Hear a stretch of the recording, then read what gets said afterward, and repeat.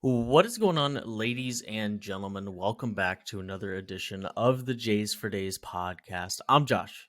He's Josh. We got Jays Jumpers, Jaron Jackson Jr.'s, John Morant's, Joe Johnson's, Ja Raffs, of course. We've got Jays Weekend for Days. Josh, how you doing? There's so much to get to. I think we should just jump right in. Wow. I'm Guy, ready to go, I guess, to answer your question. guy means business, I suppose. Okay. Winners and losers of Feast Week. No more time for explanations. Winners and losers of Feast Week. It's pretty self-explanatory. If you've been around, you've heard this podcast before. If you haven't been around longer than 7 days, you've heard a condensed version of this that we do every week. So there you go. Winners and losers. Who's your first winner? Give it to me. Wait, I suppose we should one housekeeping thing. Uh-huh. Are we going all winners and then all losers, or are we bouncing back and forth? I think we need to go back and forth. Okay. So give me a winner, I'll give you a winner, and then you'll give me a loser, and I'll give you a loser, and we'll go from there. Who's your first winner? All right, I'm going to go first, Arizona. Okay. Tell me why. Of course, right, so there are some obvious ones we're going to get to here. You know, teams that win high-profile MTEs, typically winners.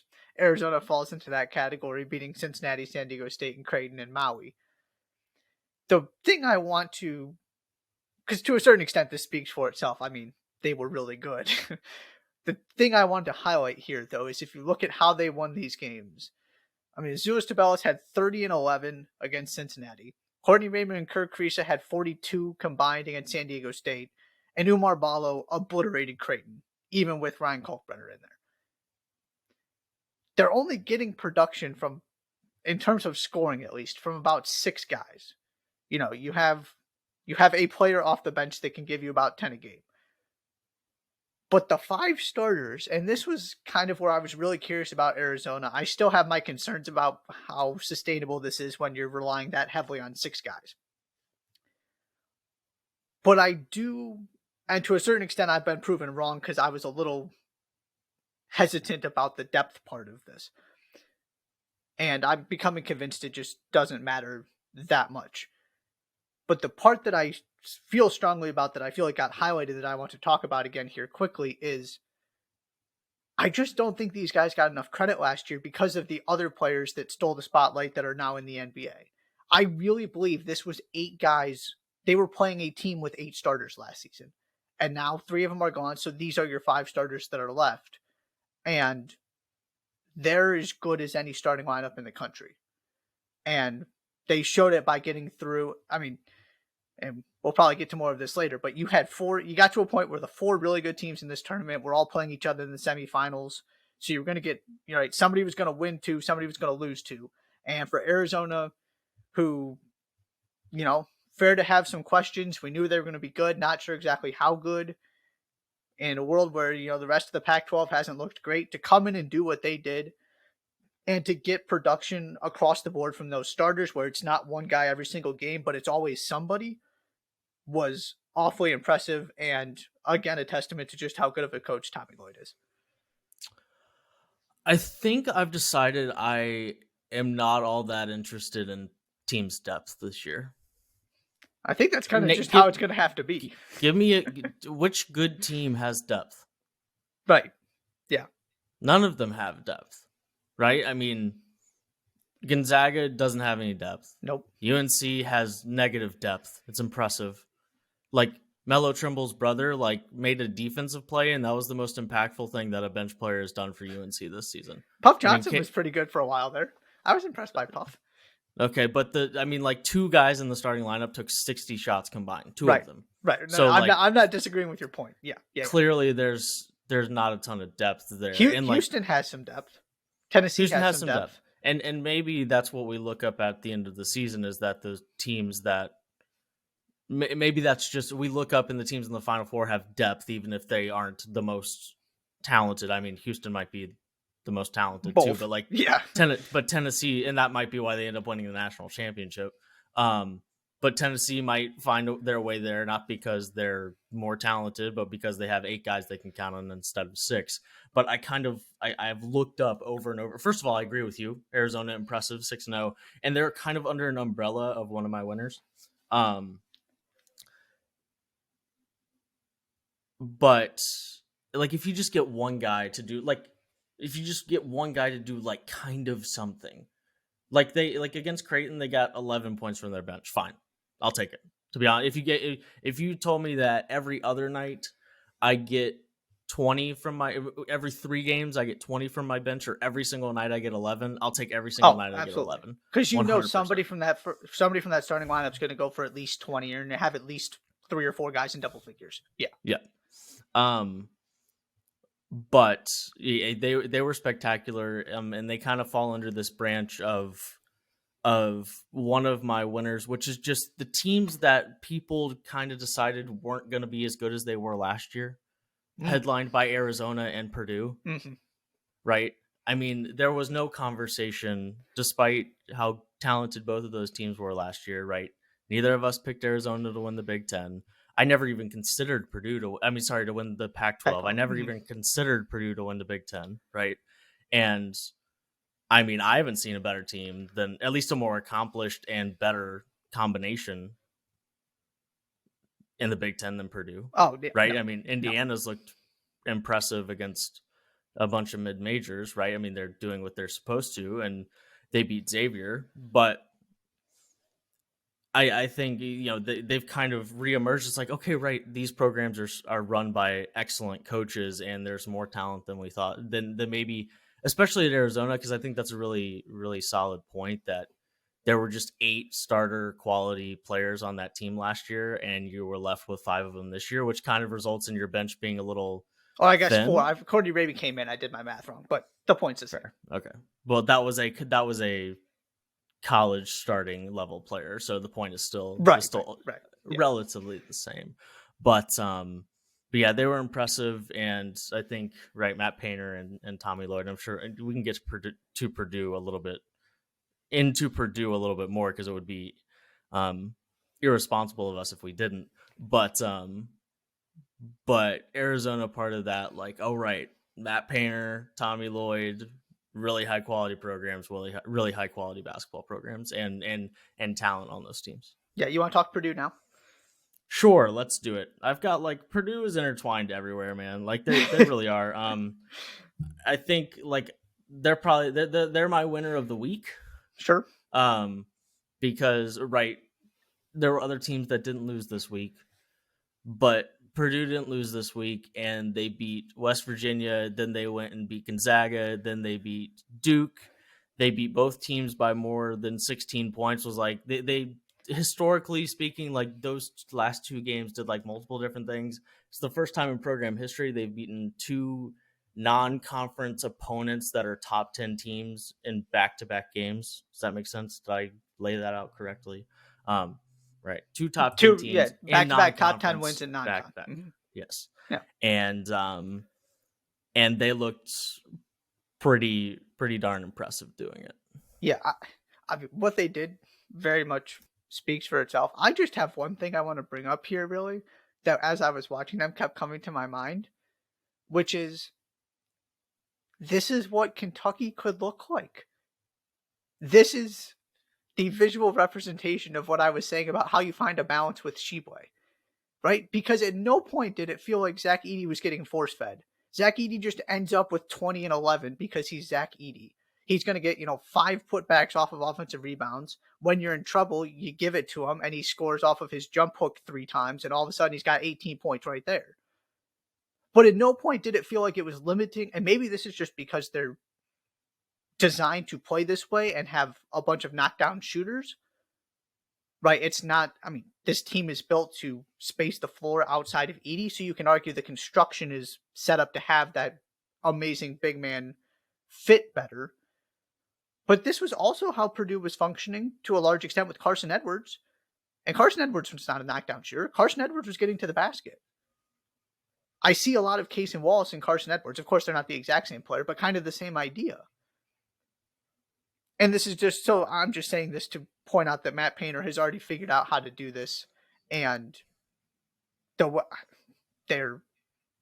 they move the ball incredibly well. Like I said, it just doesn't feel like anybody is ever limiting anybody else. It's just getting the most out of every single one of these players by putting them in positions to succeed. You've got a backcourt for the next 4 years? Hopefully. That backcourt is so fun. Fletcher Lawyer might break like the 3-point record. Shouts to my buddy who went to Purdue for sending me that text, but like he might be right. Yeah, maybe it's a Fletcher thing. You know who leads? You know who's the all-time leader in 3-point field goals right now, right? Fletcher McGee. That's correct. That's correct. Maybe it's a Fletcher thing. Maybe it is. Everybody started naming their kid Fletcher. Mm-hmm. We just got a bunch of Fletchers versus a bunch of Stephs to see who can shoot better. Yeah, that's what I kept thinking of when I was watching this. This is how you utilize a big man that doesn't space the floor, and is just a behemoth of a human being. Because it just never felt like anything was forced. It was all just let's get the best shot every time down the floor. You knew you had Edey available when you wanted him. And Braden Smith did a good job making sure he got the ball, but it was never, we have to go to Edey. You absolutely had the green light for all of these really good shooters to continue to shoot the ball. I mean, Lawyer just took about 5 straight threes at one point and knocked down 3 or 4 of them. It was incredible to watch. They're just miles ahead of so many other teams right now. And they're miles ahead right now of the team that Matt Painter put on the floor last year. Because of how disciplined they are, and because there was a lot of, as God gifted as Jaden Ivey is and was, and as exciting as he is and was, he was not. He was not a disciplined college basketball player. That was not a Matt Painter team. No. Like I kept feeling like Matt Painter was going to find a way to turn all of that talent into a Matt Painter team, and it just never happened. This is a Matt Painter team, and that is a very dangerous thing because those are the teams that you look up and they win Big Ten regular season titles and you don't really understand why. And to kind of tack on to this is what Kentucky could be, Matt Painter is light years ahead of John Calipari as a basketball coach. Light years. Maybe not as a recruiter, but like Matt Painter also gives me the vibe of if he actually decided that he wanted to go out and get 5 stars, that he could do it. Every time I hear him talk about recruiting, he seems to not really give a damn about 5 stars whatsoever and about rankings, because he keeps going and finding guys like Braden Smith and guys like Fletcher Lawyer who just passed the out loud test. Those are the 2 best players in the state of Indiana last year. 1 and 2 in Mr. Basketball voting. Stunned, right? That they're good college basketball players. Stunned. It's just he finds a diamond in the rough every once in a while, and it's a bunch of 4 stars. Just guys you know are going to be really good, but you're also not necessarily worried about them leaving for the NBA every year. And very, very rarely do you find a guy that is the most important player on his team that doesn't quite fit the mold of Matt Painter basketball, right? Mm-hmm. And maybe Jaden Ivey was adjacent. This is not a pile on Jaden Ivey opportunity here. Jaden Ivey was spectacular last year, right? But it's really, really impressive what he's done with this basketball team. And I'm to the point that you can have any other coach in the country that you want. I'll take Matt Painter. like literally, if I was starting a program that I wanted to be the foundation of that program to be culture and on-court success, I'll take Matt Painter. You can have anybody else. You can have any recruiter. You can have Mark Few and put Tommy Lloyd back on his bench if you want to. I'll take Matt Painter. That dude somehow doesn't miss, and regardless of how much high-end talent the country preseason thinks he does or doesn't have, he managed to put a high level product on the floor, and it's all centered around this guy that I think is way better than in terms of being the most important player on this team than we thought Zach Edey was going to be. And that's the other part of this is that he's way better than I thought he was going to be. And Matt Painter's been harping on this, but this is a 7'4" guy that can play 30 minutes a game 3 times in one Thanksgiving weekend. They played Thursday, Friday, Sunday, right? I believe they had Saturday off. Yeah. And Zach Edey, the fewest minutes that Zach Edey played was 27. The fewest. He surpassed 30 minutes twice. There aren't very many big men at 7'4" at any level, but much less college, that are in the physical shape to play 30 plus minutes a game. The guy averaged 30 minutes a game. And that's that's really crucial to him being the most important player on that team. But even for anybody who was really, really high on Zach Edey and Purdue, I mean, 22 and 12, he's top 10 in both points and rebounds through the first month of the season, basically. And that's the other part of this that can't be overlooked, is that he is, at least for me, he is way better and way more efficient than I thought he was going to be, even considering the fact that he was really good and really efficient last year. Yeah. This also might be a good time to gently remind everyone that people wanted Matt Painter fired at the end of last season. Remember that? Yeah, okay. to back up your point about him being you know one of the how best many coaches in the country. You know how many college basketball programs would want Matt Painter to be their coach if he got fired by Purdue? About 350. Like it might even be like more than that. Like it might be like Kentucky might be fine with Calipari. Gonzaga would be fine with Few. And then maybe like Texas with Chris Beard because it's new, and John Shire and Hubert Davis. Maybe Izzo. Yeah. But if you told me I got Izzo for 5 more years, so I can hire Matt Painter right now sure. and have him for 15 to 20 more years. Sure. I mean, you at least have to have the conversation. Not that you would ever actually fire Izzo, but you get my point. Right. Like, that's all you need to know, Purdue fans, when it comes to whether or not you should fire Matt Painter. You shouldn't fire Matt Painter. And he's very quickly reminded you of that. But yeah, they were spectacular. It warms my heart that a team that has Zach Edey and then a point guard like Braden Smith, like it warms my heart that team is a story of college basketball coming out of Feast Week. Warms my heart. I love it. And that they beat Gonzaga and Duke on the way to Duke. Warms my heart. Shall we jump to losers? Yeah, let's do it. Where do you want to go first? I'm just going to go to Villanova first. Yeah. They gave up 81 points to Iowa State. That's an Iowa State team that is not particularly good offensively. Then lost to Portland, who had a very good tournament, it must be acknowledged. And then lost to an Oregon team featuring, I believe it was 6 scholarship players. In that Oregon game, there were 6 Villanova players that played at least 10 minutes. 1 starter scored in double figures. That's really all I have to say. I didn't think it was good. In which game? In the Oregon game? Yes. There are 2 starters in double figures. Sorry. In the Oregon game. Eric Dixon and Caleb Daniels. Sorry, okay, I missed one. Okay, so 2. Sorry. But the other 3 had 15 points combined. Yeah.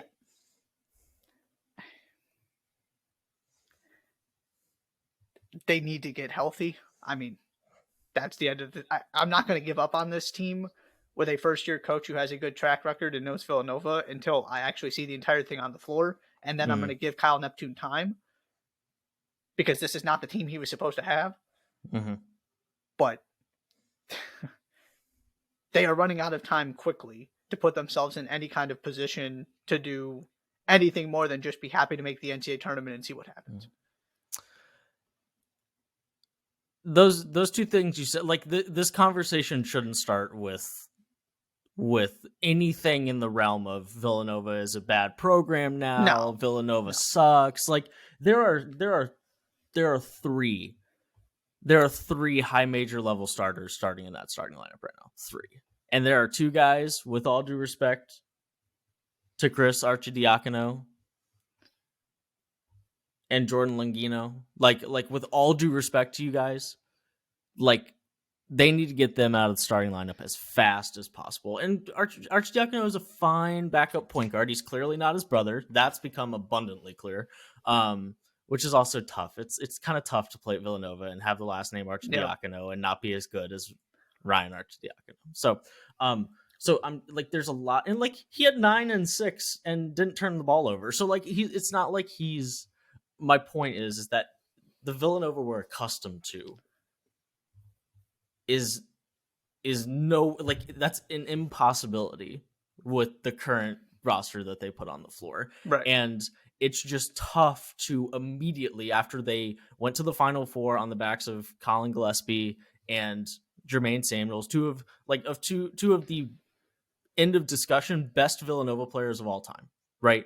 You're making a list. Both of those guys are in the top 15, right? Probably. At least top 25. And if we're talking impact there, like they're easily in the top 15 in terms of what they've meant to that program, right? Yeah. I mean, Jay Wright is coming to them to ask if he has lost a step. Like he said that right after he retired. That means something. So that can't be overlooked either. So you're absolutely right to start where you started, right? They are hurt. They are inexperienced, both on the sidelines and on the court for a lot of those guys. And they'll still be inexperienced for a lot of those guys when Cam Whitmore comes back. And right, of course, you would have liked Mark Armstrong to be better than he's been. And so all of these things add up to being 2-5, which is just a shocking record to see next to Villanova's name, regardless of the circumstance. But all of that to say, it was a long week for Villanova. Yeah. I'll just kind of piggyback off of that and say the rest of the the Big East, not named UConn. I mean, some stinkers. Like the Big East lost to all the good teams they played. Xavier was like really close to being, and Creighton, right? They had a fine week. They lost in the title game of their MTE. That's fine. To a good Arizona team that we've already talked about. The rest of the Big East looked pretty bad, right? Yep. You can just go down the list and just kind of pile on. I mean, we're having a similar conversation to me piling on the losses that the ACC had a couple weeks ago in our winners and losers segment. But you start with, right, Villanova. We just talked about them. Lost to Portland. Wasn't exactly great.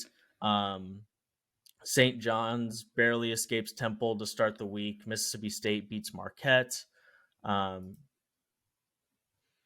Creighton had a really good start to the week, like a really, really good start to the week.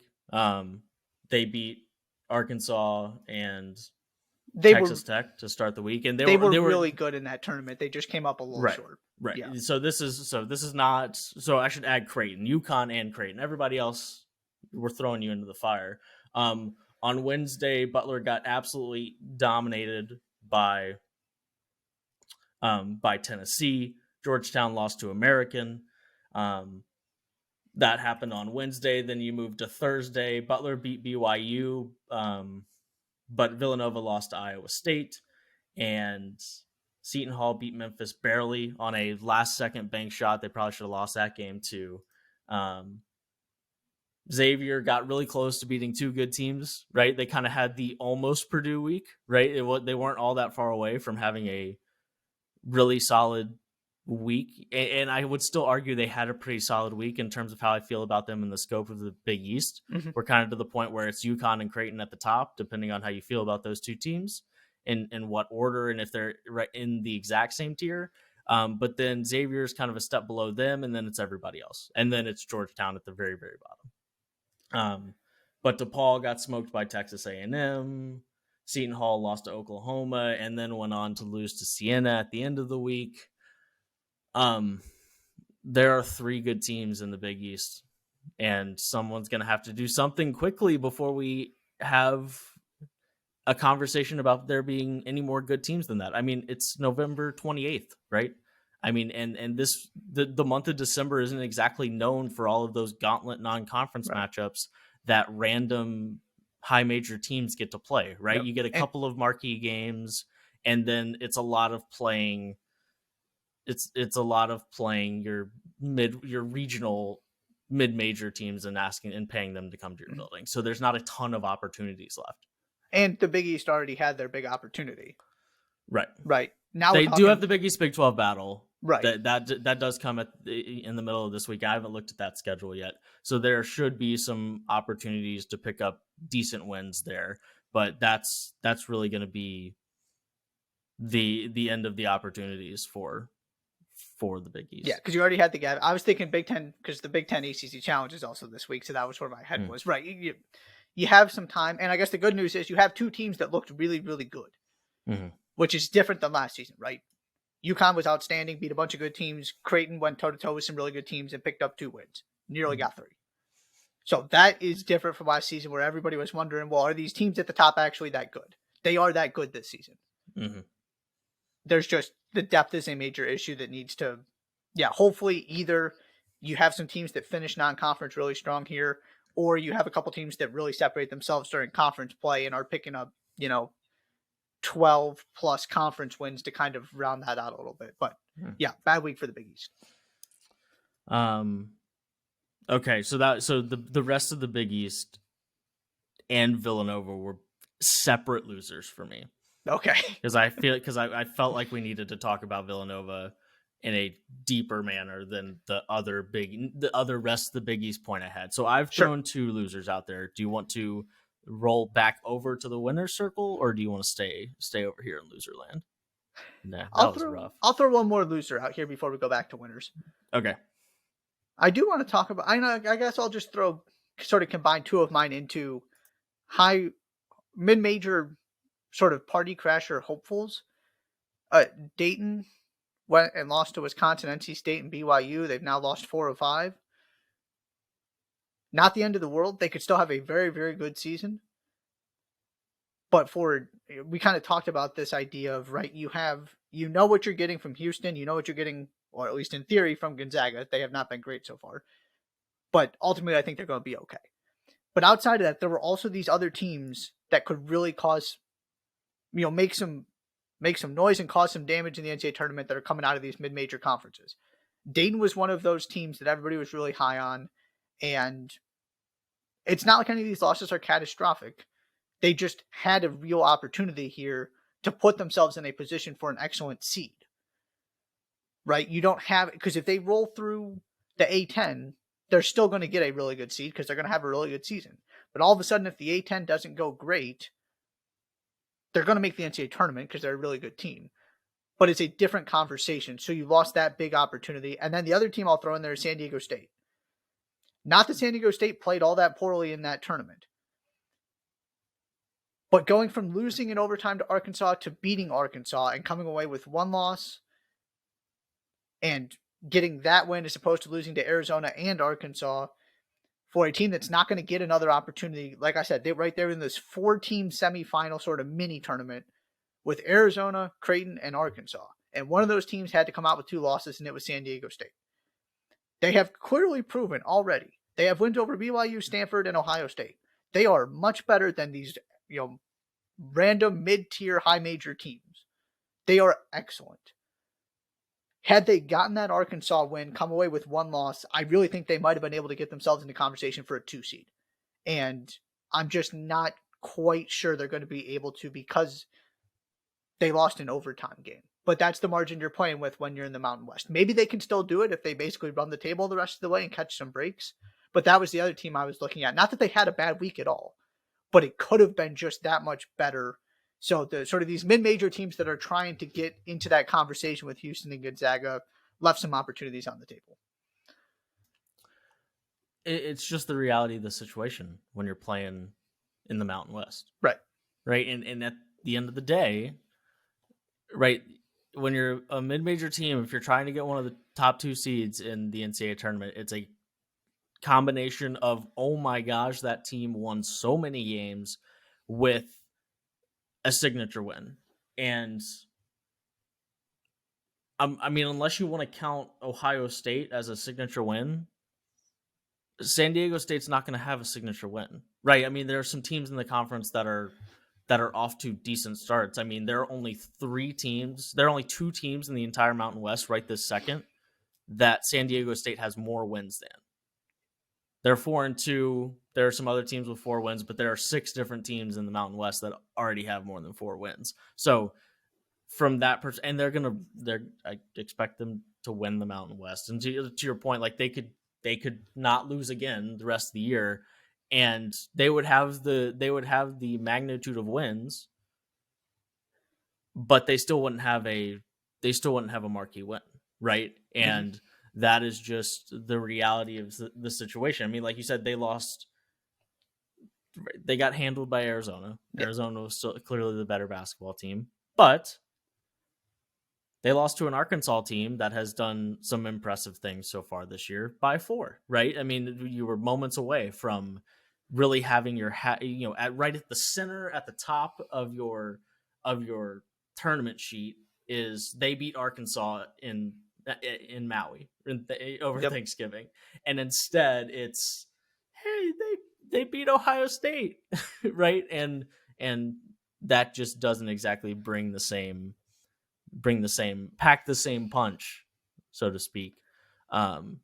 Even if they do kind of run the table, but right, a lot of things would have to happen. I mean, maybe they end up, I don't know how many games they have off the top of my head, but maybe they end 29-2, and this is the last time that they lose before the Sweet 16. Right. But then even you're at probably that getting a point, 2-seed. right? But like maybe. Right, it wouldn't Mhm. take me all that long to come up with 8 teams that are going to have better resumes than you, even if you don't lose again before Selection Sunday. Sure. And Dayton's just so disappointing. I mean,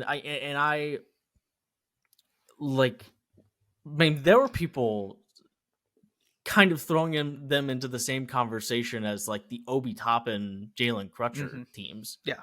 And those were teams. Those were 3 teams they could have beaten. Right. Yeah. And their guard play hasn't been great, which is really the biggest difference between those two teams. And of course, the NBA level talent, Obi Toppin. So maybe that just was never that fair. But Dayton has kind of become one of those mid-majors that when you expect them to be good, they usually deliver, right? They typically don't have that kind of St. Bonaventure moment of like last year where St. Bonaventure was expected to be really good, and then it very quickly became clear that they really just weren't. But it's disappointing. I like it when Dayton's good. I think it's fun. It's good for the A10. That tends to be the good years for the A10 when Dayton is good, and they've dug themselves quite a hole when it comes to the national conversation at this point. Indeed. I'm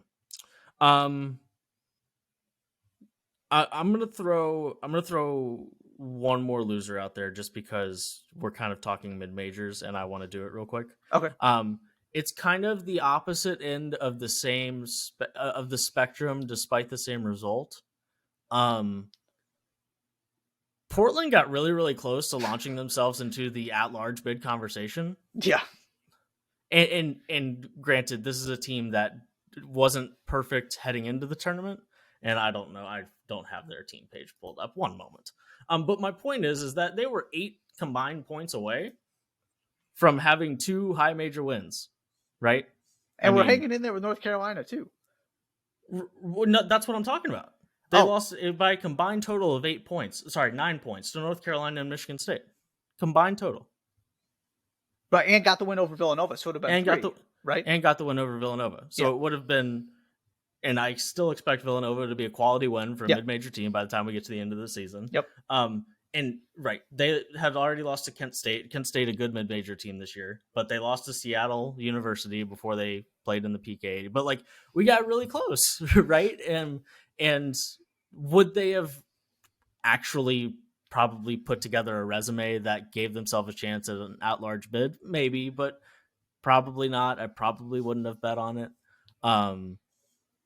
But at the same time, now it's just kind of, you have to win the conference tournament that also includes Gonzaga, or you're not going to the tournament, right? That's just kind of, there is no, maybe if they win a bunch of, there's just not. And so I was infatuated by Portland the entire weekend. I was locked in to Portland. I mean, like, Tyler Robertson might be my favorite college basketball player right now. Like, he's a 6'6", 220 guard. Are you kidding me? Just styling on dudes. Absolutely adore it, right? Him and Braden Smith, 1 and 2.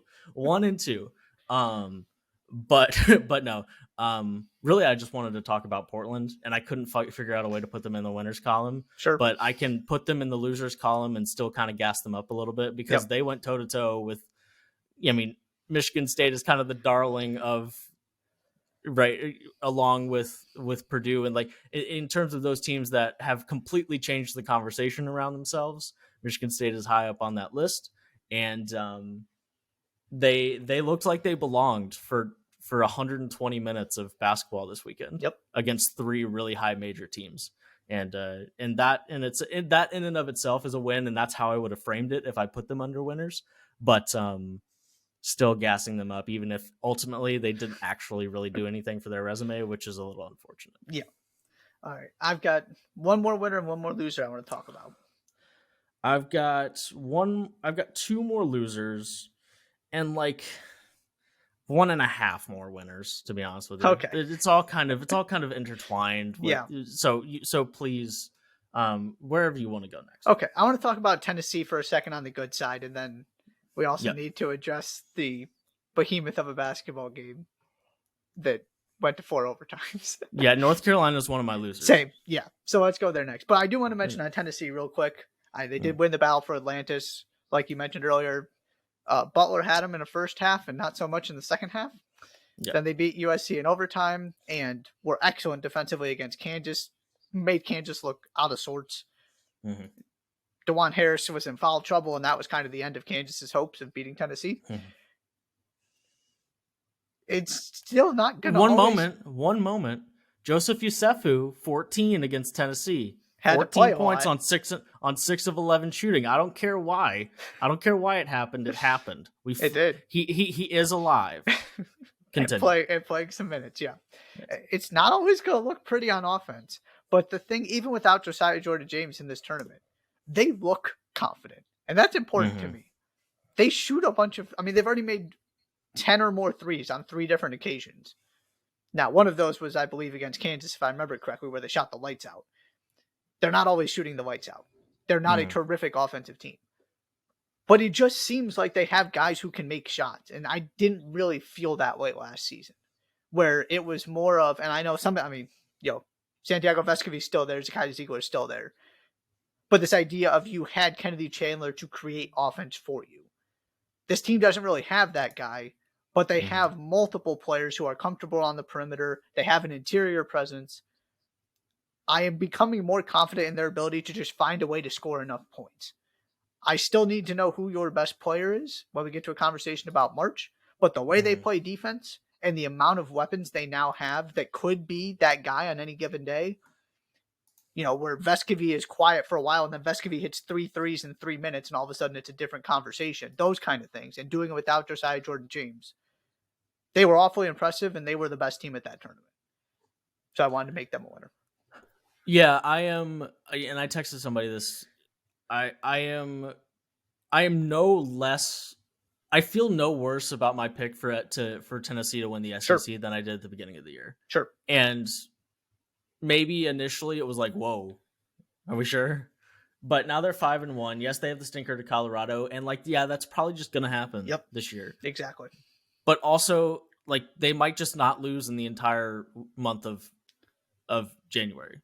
They could also just do that. Right, they get the timely, to your point, they get the timely shooting that they need, and they're always going to play good defense. But at the end of the day, the most points they scored this week was 73, and it was in overtime. And then they just kind of everybody was kind of in foul trouble for Butler, and and the first half wasn't great, and then they scored a bunch of points in the second half.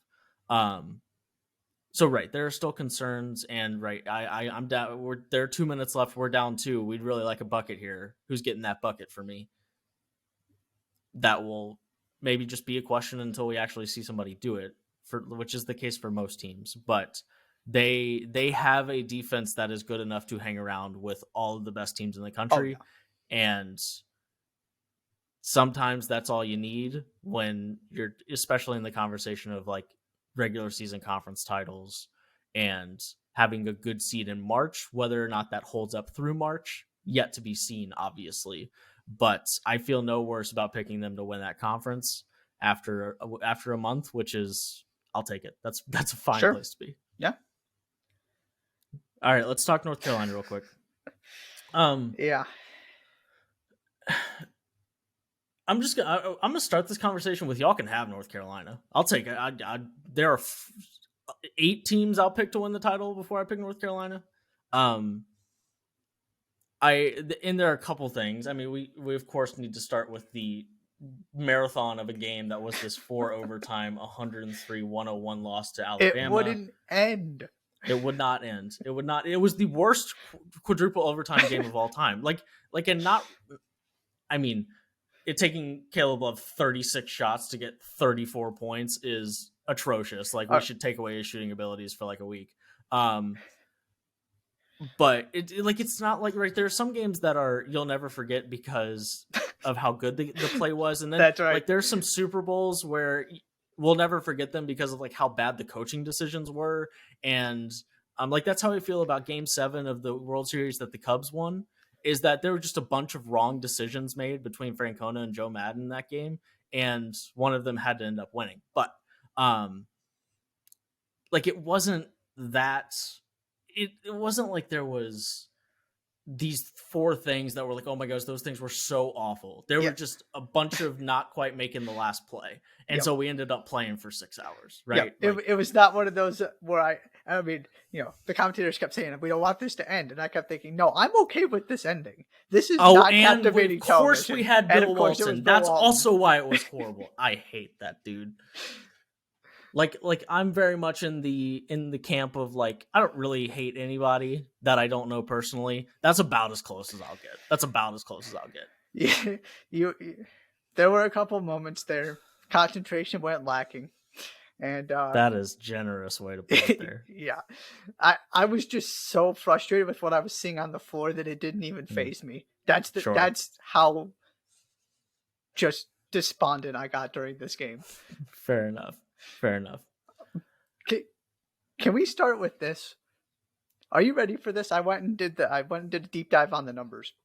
Mm-hmm. Over these 3 games, would you like to guess how many shots Armando Bacot, RJ Davis, and Caleb Love took? Over these 3 games? Yes. Well, they took 72 in one of them. Oh, I meant individually. Sorry. Well, yeah, but still, they took 72 in one of them. But are you getting to the lopsided nature of the guards versus Armando Bacot? Is that what we're getting at here? Yes. So Love, I'm sure he took 36 in one game. I'll give him average of 17 the next 2. So I'll go. Did he take 70 shots in 3 games? 65. Okay. RJ Davis, 24 is a lot. I'll go down to like 13 for him. So 24 and 26, he took 50. 49. Very nice. And then Bacot took 30. 24. 24. Wow. 6, and 12. Wow. Okay. That's do we have an Auburn moment on our hands here? I mean, I guess if you want to call it that. And I didn't have the courage to come out and actually say this is why I didn't have Armando Bacot on my All-American team. But now that I've actually seen this is 100% one of the thoughts I had in my head as to why I didn't have Armando Bacot on my first team All-American list. Sure. The bigger point I want to get to, though, is exactly what you just said. Which is, this team looks exactly like last season. Now, are they better than last season? Sure, because all these guys are a year older, year more experienced, more strength and conditioning, all that stuff. And this is why a 4-week run in which RJ Barrett and Caleb Love hit their shots, for the most part, is not a commentary. Davis. Sorry, RJ You said Davis. RJ Barrett. Gosh. Oh, sorry. Too many RJs. Just messing with you, seriously. Too many RJs that are inefficient scorers. This is now I'm just so worked up I can't even think straight. This is why an NCAA tournament run is not a commentary on an entire season, because Caleb Love isn't going to do that every game, and RJ Davis isn't going to do that every game. And what you have now is still a bunch of bad shots being taken and not getting the most out of Armando Bacot and not being great defensively. I mean, they only attacked the basket when Charles Bediako wasn't out there. When Charles Bediako was out there to protect the rim for Alabama, they just, and again, right, late shot clock situations, late game situations, that one possession you need, it was a bunch of bad shots. And then all of a sudden, I think it was in the second overtime, everybody started attacking the basket and people started scoring. Imagine that. And, passing to the big men. It was incredible. Mm-hmm. The fundamental issues with this team have not changed. And so this is why you can't just say, oh, look at how good they got. It's because they hit their shots. Could they do it again in March? Sure. Their ceiling is incredibly high. But if you're expecting this to be the best team in the country, I think those hopes are over. Unless something dramatically changes, and I just don't see it changing. I feel very validated in my hesitations with Yeah, Carolina. 100%. Incredibly validated. And by the way, they're not. I've already decided they're not the best team in the ACC either. But that's because Virginia's looked even better than I thought. Virginia looks really, really good. But they just kind of take care of business yes. in the way that the best Virginia teams of the last 7-8 years take care of business. I feel, and that's and that is the one sentence summary of Virginia so far. They take care of business, right, in the way you expect them to. The other thing I want to add, because you're right about all of it. The other thing I want to add is I was like 80% worried about Pete Nance and these games that he just kind of disappears, right? This game was 4 overtimes. They played an entire extra half of basketball. He took 4 shots and was just a non-factor, right? Then I went back and looked at Brady Manek at the beginning of his season last year, and he had games in the Cheez-It Hall of Fame tip-off against Purdue. Oh, right. He had 6 points. He had 6 points on 2 of 7 shooting. Against UNCA, I don't know what Asheville? acronym that is. Is it? Oh, it is UNC Asheville. Okay. Against UNC Asheville, he had 8 points, only took 5 shots, and then didn't have a game that wasn't double digits after February 1st. So like the following is that I need Pete Nance to be a little bit more consistent, right? I mean, in the 3 games they played at the Phil Knight, he started with 28 on 8 of 13 shooting and 5 of 8 from deep, and then finished the week with 13 points across 2 games and took 10 total shots. And only played 25 minutes against Alabama, which is really like playing 19 or 18 in a regular game. But played 31 against Iowa State. So like he was there, and he rebounds the ball. He blocks shots. He blocked 3 shots in this game. He had 4 fouls against Alabama. So there's, all of those things to take into consideration. But whatever the reasons are, we still end up with only 4 points in a 60-minute basketball game of actual time on the floor. That's the only other thing I'll say. I was more worried, and then I was like, I wonder what Brady Manek's numbers looked like early in the season. They actually look very similar from an inconsistency perspective. And then I had to remind myself that he's been playing basketball with this team for like a month on the actual floor, right? So I'll give him a little bit of time, but that's one of those things I'm officially watching is where's Pete Nance against the best teams that UNC plays, because now we're 7 games into the season and he's scored 9 points or less 4 times. Right. We're approaching a pattern. Yeah, it could very well, and they could solve the problems again by the end of the season. Right. But this idea that the problems had been solved because of what they did in March was ridiculous. Now, if you want to say, I think they solved them over the offseason because of X, Y, and Z, fine, because they felt that, they experienced what playing at a really high level feels like, and that they could have carried that over. That was a justifiable opinion to hold. That opinion no longer holds water because you've seen what they've looked like so far and are not anywhere near the best team in the country at this point. Yeah. Before we completely jump off UNC, I feel like this is the best time to get this in. I want to give a shout out to Caleb Grill. Yep. So Caleb Grill, before he, single-handedly took down North Carolina by turning into Steph Curry, he had how many 20-point games in his career before that? Would you like to guess? 0? He did have 2. 2. He had 27 at UNLV against Alabama before he transferred back, and he had 20 for Iowa State against Southeast Louisiana. I loved every single second of what Caleb Grill was doing out there. It was amazing. I think he had 1 point against UConn. So I just wanted to give him a shout out because that was the performance of a lifetime. Because that's the only chance you're going to get to talk about Caleb Grill all season. Shouts to Caleb Grill. I'll just kind of keep rolling with the team that Iowa State lost to in the Phil Knight. And this is where my kind of 1.5 comes from. The half is my last winner is UConn. The other half is, I think, Adama Sanogo and what just happened to my voice here? I don't know. You know who I'm talking about. And Zach Edey deserve to be in the conversation of the elite big men in the country in a way that they weren't in preseason. Sure.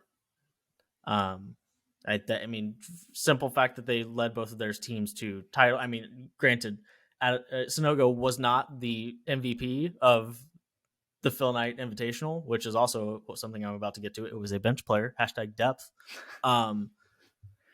But I think, and just the season, the start he's had in general, and the start that Edey's had, when having that conversation about the elite of the elite big men, right? Your Trace Jackson Davises, your Drew Timmeys, who have been spectacular, right? Drew Timme has been as good as advertised heading into this season. Those two guys really need to be talked about in the same way that those other three guys were talked about coming into the season, or two guys were heading into the season. Throw Hunter Dickinson in there as well, Armando Bacot. All of those guys should be discussed together because Sanogo and Edey are that good. UConn won this game by 18. They scored 71 points. Jordan Hawkins played 5 minutes in this game. Right? Sanogo played 22 minutes in this game. Those two guys were 2 of 9 from the field and scored 6 points in the championship game against Iowa State. They won by 18. They're undefeated. A guy coming off their bench had 15 and 10. Another guy off their bench had 10 and 13. And we haven't even gotten to the two guys that also had 7 points and 8 points. This team is deep. I mean, their two best players, at least on paper. And then they had another guy. They had 3 guys in the starting lineup combined for 3 field goals. And the other 2 guys added 7. So they had 10 field goals total from their starting lineup in the finals of a MTE loaded with quality high major teams. Now, granted, did we think Iowa State was going to be playing them in that game? No. But led by Donovan Clingan. He who is just wait till Sanogo leaves. Right. Who is a freshman that won the tournament MVP with Sanogo and Jordan Hawkins on his team. They rolled through this tournament, man. Rolled through it. They beat Oregon. They smoked Oregon because Oregon just kind of it's a tradition unlike no other at this point that Oregon just gets doubled up in a random non-conference game. It happened last year too. They just don't have players right now. That is part of this. But they were also bad last year. I mean, at some point we're just they handled Alabama by 15, handled Iowa State by 18. They rolled through this tournament. And, to touch very briefly on that conversation we had at the beginning of the podcast, when I said, I'm not really sure how much I care about depth. This is one of those teams that's going to make you care about their depth. And they're scary, man. They are right there. They are 1A, 1B with Creighton in my head right now. That's how high. And Creighton's been really good. And UConn really completely deserves to be in that conversation as the best team in the Big East. They were super impressive and have all the makings of a team that can make a deep, deep run. Welcome back, UConn. I just hope they keep it going because college basketball is better when UConn is really, really good. Because I came away feeling the same way about them off of, I think it was Battle for Atlantis last year?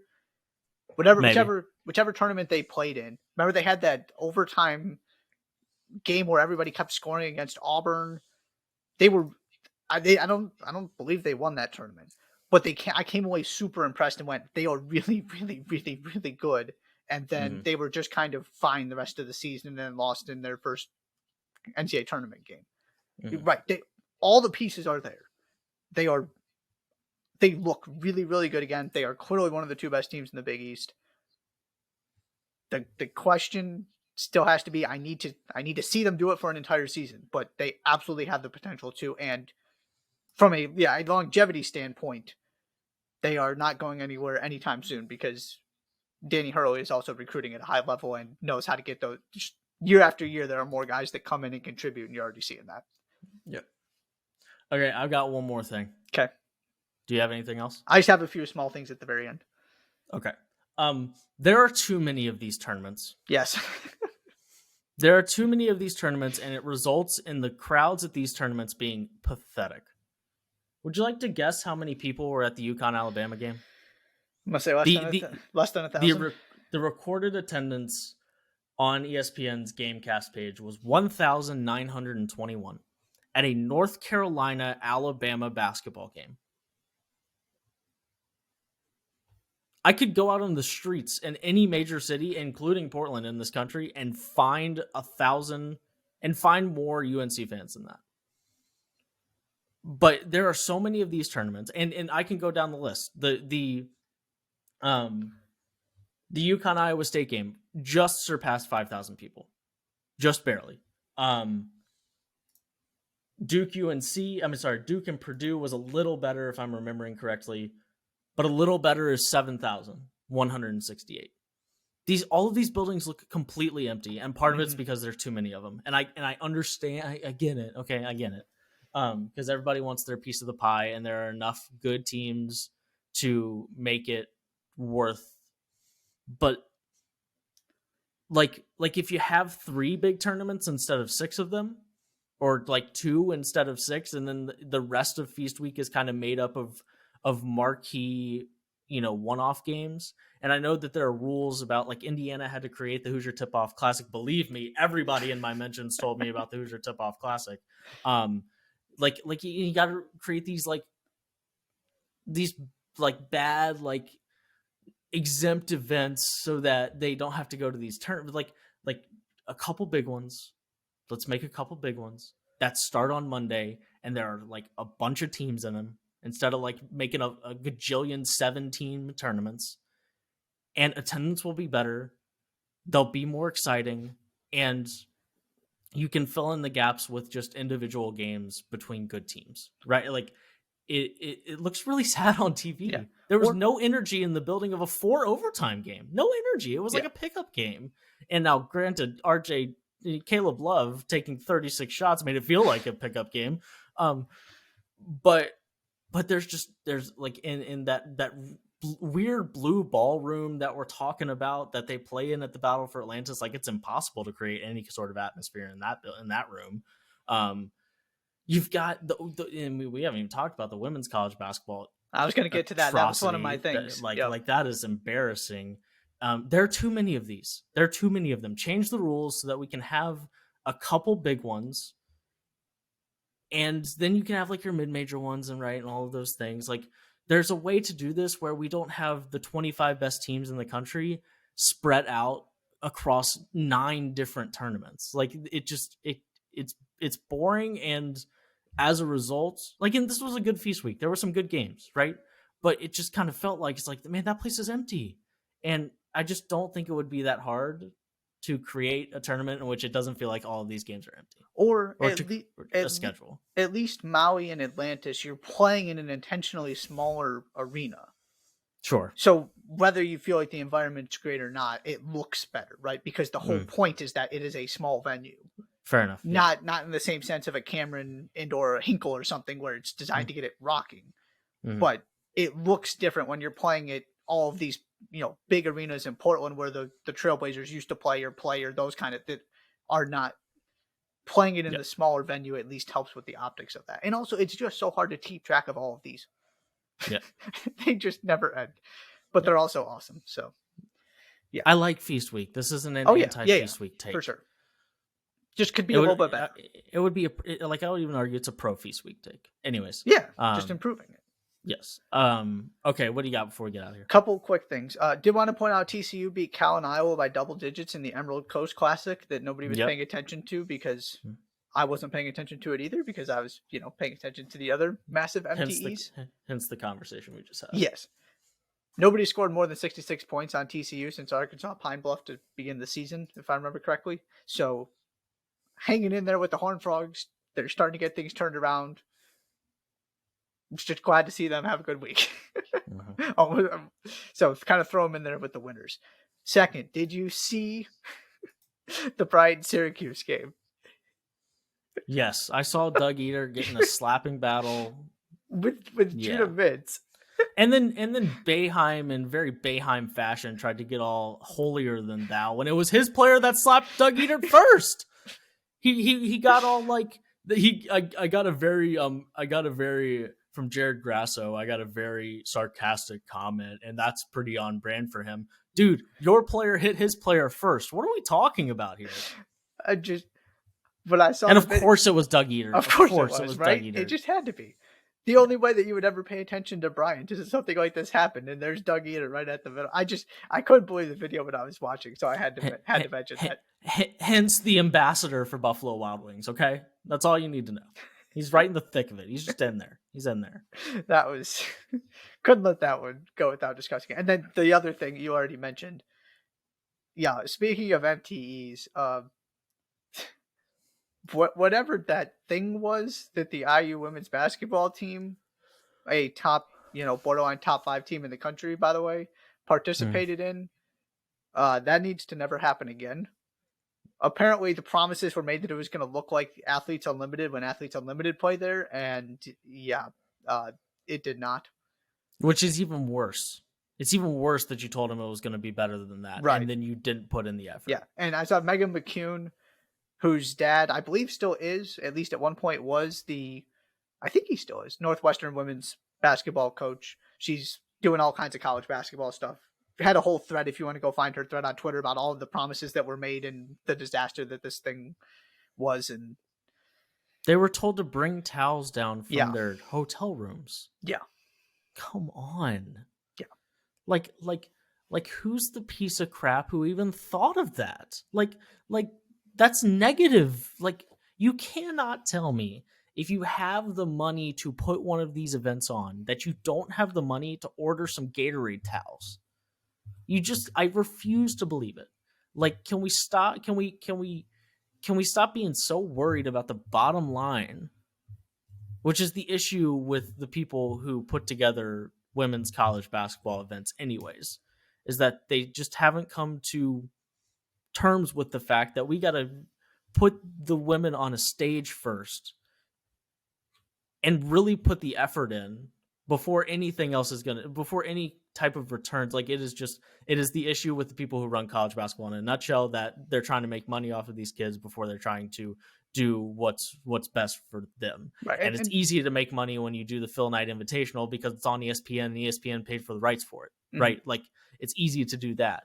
And it's really obvious what the motivation is when that kind of thing happens to women's college basketball. And just how does, sort of, to use your phrase, how does that pass the out loud test? How do you just sit there and say, yeah, that checks out. That's a good idea. Yeah. No clue. When you figure it out, let me know. Yeah. That's all. Okay. That's Feast Week. Good Feast Week. We got a Big East Big 12 battle coming up this week, and then we kind of get into that lull before we get into one more good week.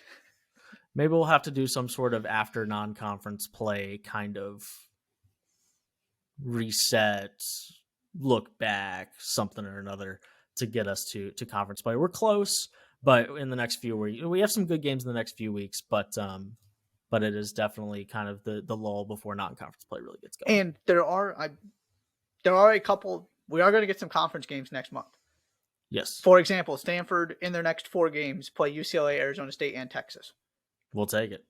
So you got the Pac-12 games, you got those weird Big Ten games. So it's kind of, I think we actually, to take that back, we have more than one week. But right, we're getting to that point where we have sort of this last hurrah of non-conference showdowns. You get a couple conference games for the conferences that need to play, some extra ones, and then everybody sort of takes a break right there before Christmas, and then we regroup with conference play after. So, and in Indiana, so all the Indiana fans, I'm still getting responses to a tweet I sent out 72 hours ago. They play North Carolina, yes, Kansas, and Arizona in their next 6. Okay, all right. You guys still suck for bailing on the Crossroads Classic, even regardless of the reason. That's a good event for the sport in the state of Indiana, and we replaced it with Miami of Ohio at Gainbridge Fieldhouse. That's all I have.